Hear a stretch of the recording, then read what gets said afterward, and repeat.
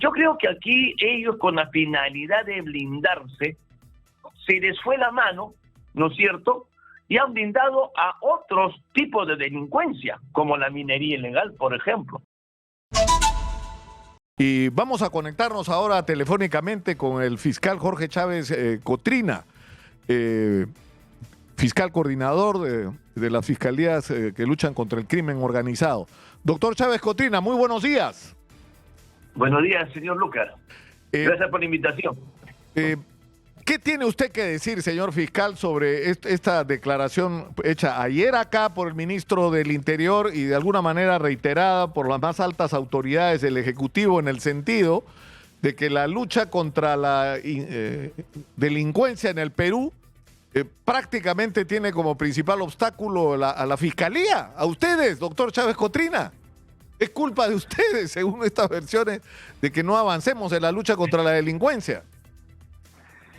Mire, la verdad que las declaraciones del ministro del Interior a nosotros ya casi ni nos preocupan, porque desde que ha ingresado su principal objetivo ha sido debilitar al Ministerio Público, así como a la misma Policía Nacional. Los hechos están ahí, ¿no?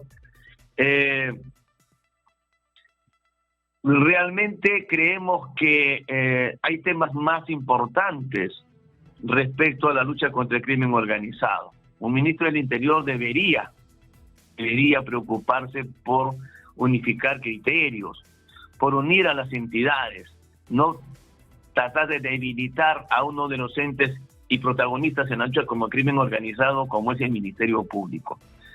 Lamentamos, porque si uno escucha las declaraciones del ministro, a mí realmente me preocupan, porque salir a decir que los medios de comunicación prácticamente se han coludido con el Ministerio Público para atacarlo, por el solo hecho de que él se enfrenta al Ministerio Público, ya me parece totalmente incoherente, ¿no?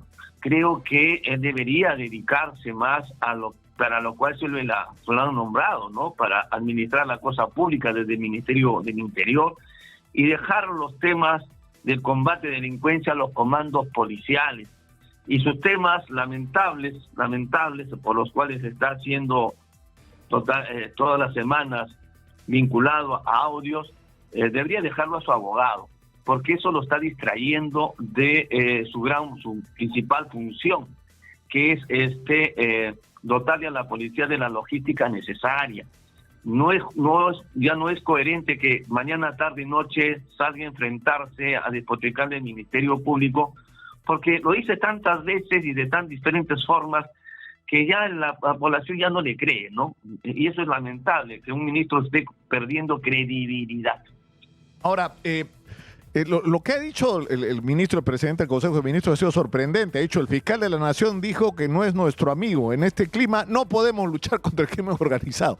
Algo así como que no entendí sinceramente de qué se trata. Mire, lamentablemente, pues el primer ministro se ha acopiado con el ministro del Interior en este tema de desacreditar al Ministerio Público. Creo que la finalidad finalmente es la de desviar la atención de la población frente a los graves hechos que se investigan del gobierno. Ahora,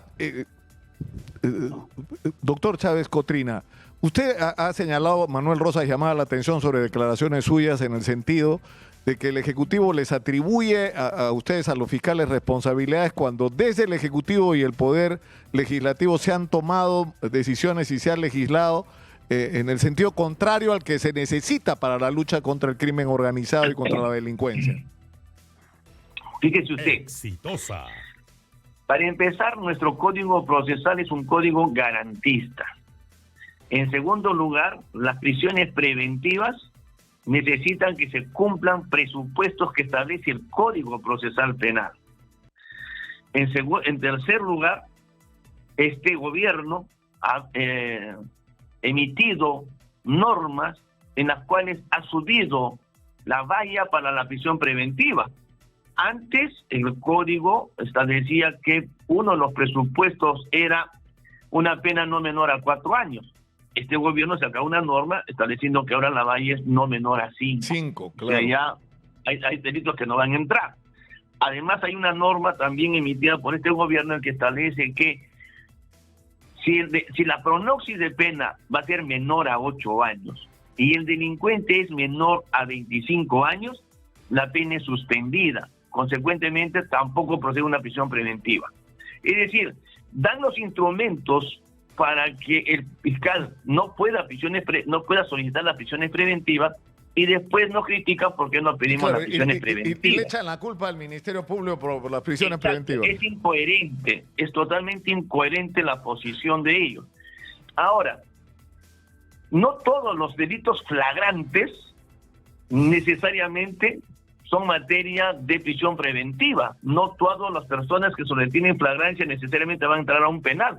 Porque, como le repito, la prisión preventiva tiene tiene requisitos. Tenemos que demostrar que no tiene arraigo, tenemos que demostrar que es grave y suponiendo de convicción. Ahora, por decisión de este gobierno, que la pronoxis de pena sea mayor a 5 años, por decisión de este gobierno tenemos que analizar si el delito que ha cometido tiene una pronoxis de 8 años y él es menor de 25. Todos esos temas... Está poniendo límites a la prisión preventiva y te quejas de que la Fiscalía no aplica las prisiones preventivas. Yo le quiero pedir un favor, doctor Chávez Cotrina. Tengo que ir a la pausa porque tengo que ir al reporte del tránsito. Yo le ruego que nos haga el favor de esperarnos en línea, por favor, para regresar con usted, que creo que tiene cosas importantes que decir, que es importante, insisto, valga la redundancia, que el país escuche. Muchas gracias, muy gentil. Estamos en Exitosa 95.5 de la FM en Lima, canal 34 Movistar. Inmediatamente después del reporte del tráfico y de la pausa, regresamos con el doctor Jorge Chávez Cotrina, fiscal coordinador de lucha contra el crimen organizado. Volvemos. Estamos en Exitosa, la voz que integra el Perú, 95.5 de la FM en Lima, canal 34 de Movistar. Soy Nicolás Lúcar, esto es Hablemos Claro y estamos conectados telefónicamente con el fiscal Jorge Chávez Cotrina, coordinador contra el crimen organizado. Doctor Chávez Cotrina, usted acaba de hacer referencia antes de la pausa a las serias limitaciones que están poniendo decisiones legislativas del Ejecutivo y del Congreso con respecto, por ejemplo, al caso de las prisiones preventivas. Pero no solo, ¿no? Es decir, por ejemplo, se ha establecido limitaciones también a la colaboración eficaz y peor aún se ha modificado el concepto de crimen organizado. ¿Qué van a hacer ustedes desde la Fiscalía? Porque esto está afectando ya o pretenden que afecte ya de manera directa muchísimos procesos. Solamente para terminar la idea, señor Lucas, respecto a las declaraciones de los ministros en el sentido que la Fiscalía suelta a los delincuentes, que la policía los detiene en delitos flagrantes o en flagrancia delictiva. Como le acabo de explicar, si no se cumplen los presupuestos que establece el Código Procesal Penal, si no se cumplen los presupuestos que este mismo gobierno ha dado para la prisión preventiva, eso no es posible. Un juez no lo va a poder aplicar. Si el ministro y el primer ministro desean que todos los delincuentes que son detenidos en flagrancia se vayan a la cárcel, la cosa es muy simple. Ellos tienen el poder. Que saquen una ley que establezca que todo delincuente que se actúa en flagrancia inmediatamente se va a la prisión preventiva. Ellos tienen la solución. Pero claro, eso violentaría todos los principios del Código Procesal Penal. Entonces, no es cuestión pues de echarle la culpa, de lavarse las manos, echándole la culpa al Ministerio Público cuando las deficiencias están en todos lados. Hay que ser honestos y establecer los mea culpas. Nosotros los fiscales reconocemos que en algunos casos concretos sí ha habido situaciones donde fiscales han liberado a delincuentes. Eso lo reconocemos, pero esos casos lo está investigando la autoridad de control interno del Ministerio Público. Es más, nuestro señor fiscal de la Nación el día de ayer ha emitido sendas resoluciones dando por concluido el nombramiento de estos fiscales provisionales que han incumplido con sus funciones. Nosotros no nos quejamos todos los días de la Policía Nacional, porque nosotros trabajamos de la mano con nuestra Policía Nacional. Nosotros queremos fortalecer a nuestra Policía Nacional, no como otras personas que han entrado con otras intenciones. Entonces, hay que ver quién está del lado de la delincuencia y quién está del lado de la colectividad. Doctor Chávez Cotrina, le preguntaba yo, este tema de las prisiones preventivas, ¿no es cierto?, es un tema y se han establecido restricciones hechas por el propio gobierno y el Congreso y que ahora le pretenden achacar las consecuencias a la Fiscalía. Pero hay un segundo tema que es el que tiene que ver, por ejemplo, con la ley de crimen o con la atribución del delito de crimen organizado, que también ha tenido serios recortes. Y yo he estado revisando el texto y no he logrado, sinceramente, o sea, que no sé a quién se va a poder acusar de crimen organizado, ¿no? Porque se habla del control del mercado ilegal, o sea, de todo el circuito del mercado ilegal. O sea, ¿a quién se va a poder acusar en el Perú de crimen por crimen organizado? La ventaja, señor Lucar, que el día de ayer el doctor Jorge Chávez Tamariz, juez de investigación preparatoria, ha emitido una resolución en el caso de los hermanos Cerrón, al resolver la solicitud de excepción de procedencia de acción, en el cual ha determinado con meridiana claridad que la norma, la 32.108, la cual ha variado el tipo penal de organización criminal, no tiene que aplicarse de acuerdo a los cánones de la Convención de Palermo. Y dentro de los cánones de la Convención de Palermo no encaja los tipos penales. Él dice, por ejemplo, lo siguiente: el criterio para la existencia de una organización criminal, delitos graves, sancionados con pena privativa en la libertad mayor a 6 años de la ley 32.108, en una interpretación coherente con el artículo 2 de la Convención de Palermo, es compatible con la mención la pena máxima de 4 años o pena más grave. Nótese, dice, que el legislador no menciona que los delitos que se cometan simplemente sean mayores de 6 años, sino que repite de la Convención de Palermo el término delitos graves, lo que abre la puerta a considerar otros supuestos de la misma convención, no solo por cuantía, sino por la tesis de la naturaleza de los delitos. Lo que dice el juez Chávez Tamariz es sumamente importante. Dice: no es solamente el quantum de la pena lo que establece o determina la gravedad de un delito, sino la naturaleza del mismo acto delictivo, porque así lo establece la Convención. Respecto a la cadena de valor, lo que dice el juez, muy coherentemente, de acuerdo a la Convención, es que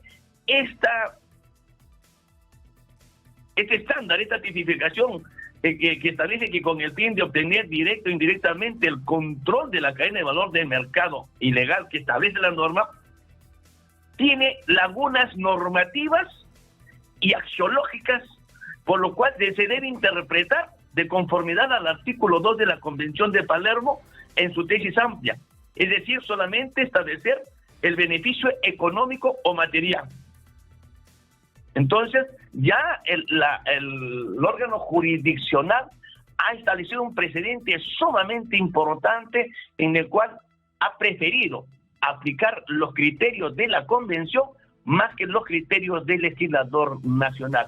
Y eso me parece que es un hito histórico en la lucha contra el crimen organizado, y hay que velar porque estos jueces valientes obviamente no sean materias de acusaciones o denuncias, como seguramente le van a llover al doctor Chávez Tamariz. Claro, ahora, el problema es que para el ciudadano común, digamos, para que se entienda lo serio que es este tema, es decir, yo creo que es más o menos evidente, y la conducta de Valdemar Cerrón lo ha puesto en evidencia, que la intención de esta ley para modificar el concepto de crimen organizado tenía como uno de sus objetos, o tal vez como el objeto principal para ellos, beneficiarse a sí mismos, porque lo que han hecho inmediatamente a que se promulgue la ley es pedir acogerse a ella, ¿no es cierto?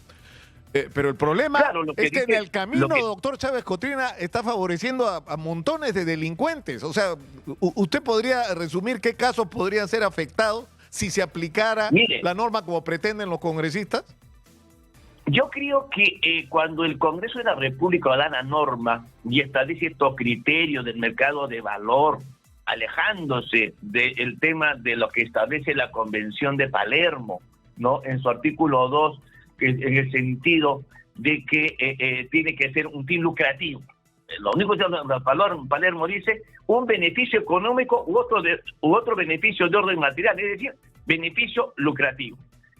Yo creo que aquí ellos, con la finalidad de blindarse, se les fue la mano, ¿no es cierto?, y han blindado a otros tipos de delincuencia, como la minería ilegal, por ejemplo, como la trata de personas, por ejemplo, como el tráfico de billetes falsos, que hay una gran cantidad, y una serie de otros delitos graves, como la pornografía infantil, el proxenetismo, que afectan a menores y adolescentes. Hay más de 46 tipos penales que se verían afectados. Pero aquí lo importante, señor Lucar, es que el órgano jurisdiccional ya está sentando una posición. La no aplicación de la norma, sino la aplicación de los criterios de la Convención de Palermo. Es decir, el juez ha preferido, ¿no es cierto?, establecer esta norma dentro de los cánones del Tratado Internacional. Fíjese usted, señor Lucar, que el juez no dice que la norma es contraria a la Convención, sino que como la norma tiene vacíos, por supuesto, ¿no es cierto?, lagunas, hay que interpretarlo de acuerdo a los cánones de la Convención. Entonces ha hecho un control de convencionalidad que me parece correcto. Esta decisión a nosotros nos da mucha tranquilidad, porque estamos viendo ya la línea interpretativa del órgano jurisdiccional, y eso es sumamente importante, porque al final los que van a aplicar la ley son los jueces. Claro, ahora, y ahí viene otro problema, porque el propio Valdemar Cerrón es el que ha propuesto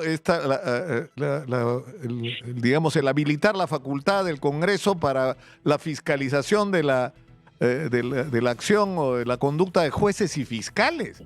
Que es, doctor Chávez Cotrina, esta cosa no tiene precedente, ¿no? Es decir, el Congreso va a controlar el Ministerio Público del Poder Judicial. Miren usted, lo que quieren es crear una especie de juzgado ad hoc, ¿no?, dentro del Congreso de la República para juzgar y sancionar a jueces y fiscales que dicten resoluciones que no son de acuerdo a sus intereses. Por ejemplo, ¿qué hubiera pasado si esa comisión ya estaría vigente? Seguramente el día de hoy el doctor Chávez Tamariz estaría siendo crucificado en el Congreso de la República, ¿no es cierto? Entonces hay que cuidar a jueces valientes como el doctor Chávez. No, claro, pero y no hay que dejar que esta ley proceda, ¿no? Exitosa.